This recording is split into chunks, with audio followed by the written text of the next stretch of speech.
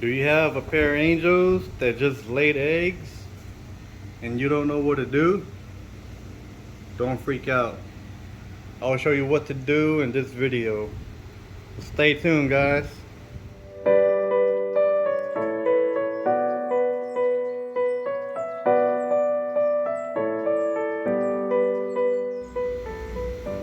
Alright, first off, you would need a container. I usually like to use 5-gallon aquariums as they're just easier for me to work with. You can also use an ice cream bucket or some other Tupperware that would fit where the piece where they lay their eggs on. So yeah, I prefer a 5-gallon aquarium. It's just easier for me to work with. And then you need some methylene blue. You can get these off of Amazon if your fish store, local fish store doesn't have it. Alright, so put that there.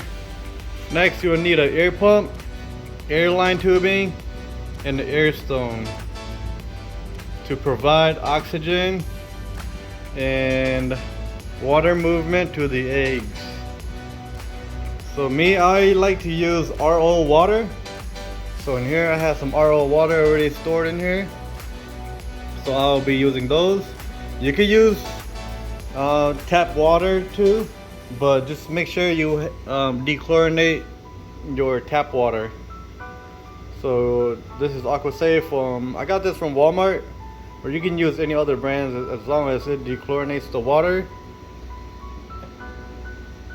Then I'll show you guys how to set it up.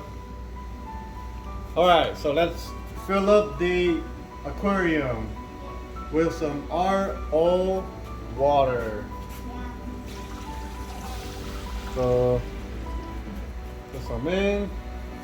Alright, so since I have a little in, I'm going to add some methylene blue to the water. So let's go ahead and open it.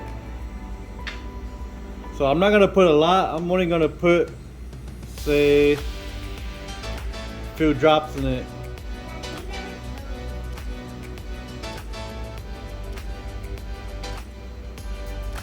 I'll throw 1 or 2 more drops in.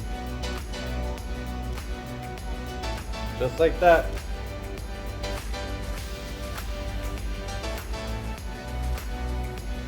These will stain your fingers and anything it gets on, so just be careful.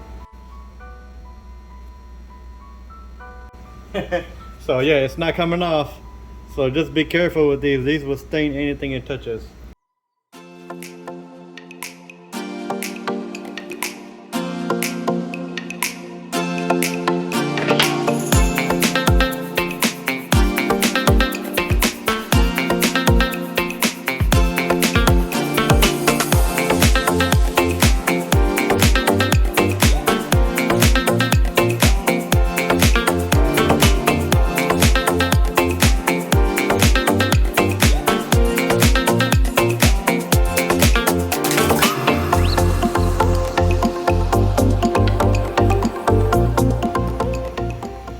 Alright, so I have this 5-gallon filled up with RO water and methylene blue. And as I said earlier, if you get it on anything, it's not gonna come off. It's gonna stain it. Same with this hand. See my fingerprints.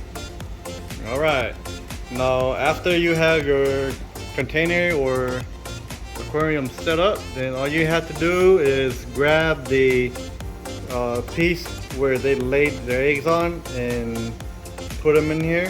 Then you're going to put the air stone on it. Alright, now you can grab the piece where they laid their eggs on, but you have to be extra careful because the parents will bite you. So just be careful with that. You don't want to get hurt, or you don't want to hurt them. Yeah. Alright, so let's go get it.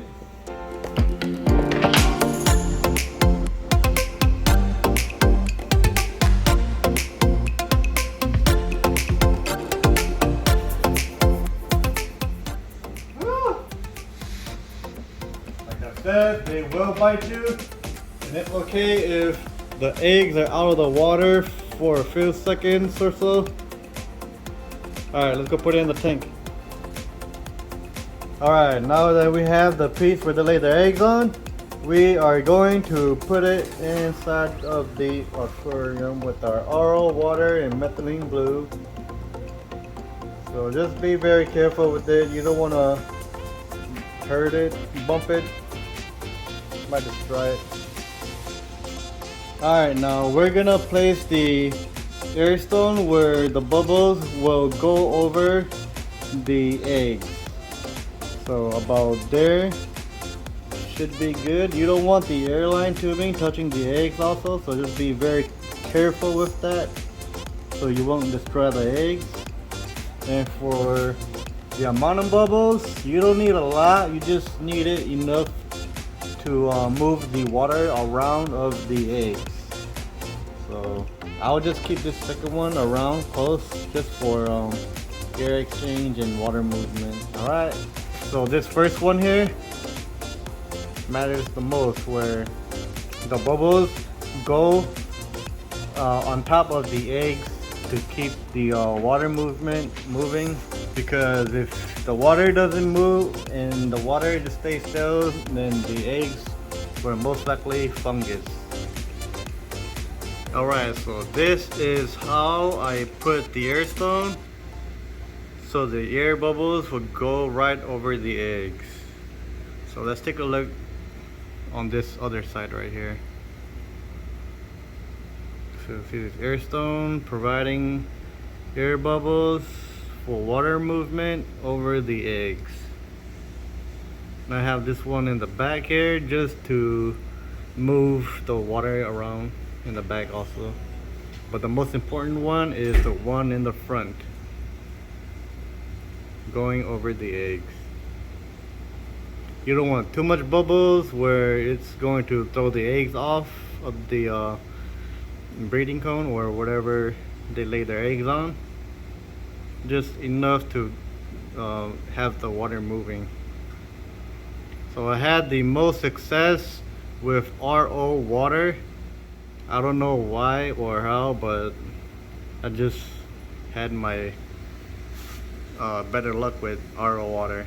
So in 3 days these eggs will hatch and they will turn into wigglers. And when they turn into wigglers, you guys can move them into their temporary aquarium or container that doesn't have methylene blue in it, because you don't want to drown these guys in it. These are only in here to keep fungus off of the eggs. Alright, so when the eggs hatch in 3 days or so, 2 to 3 days, I move them into these fry containers. If you guys haven't seen how these containers are built, you guys can search up Dane from Aquarium Co-op. He has, I'm sure he has some videos on how to build this. This is fry system. So when they turn into wigglers, I just put them in here. I put them in here, and when they are free swimming, they will go into a bigger container where they can swim around more.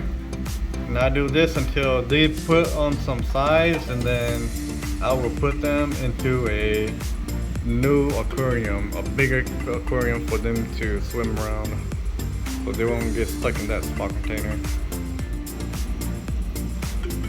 So when they are in this wiggler stage, they don't do much except just wiggle around. And in this stage, you don't need to feed them. They will just absorb their egg sacs until they are free swimming. And when they are free swimming, that's when you will need to feed them. You will either feed them microworms or baby brine shrimp, whichever one you have access to. I feed them both just in case there's some that's not big enough to eat the baby brine shrimp. Alright, so after 5 days after hatching, they will turn into free swimmers. And that's when you guys will need to start feeding them. So I feed mine with microworms and baby brine shrimp. So make sure you guys feed them at least 3 times a day. And make sure they get plenty of water changes. Do about 10 to 25% every day. Water changes will make the water clean and help them grow faster.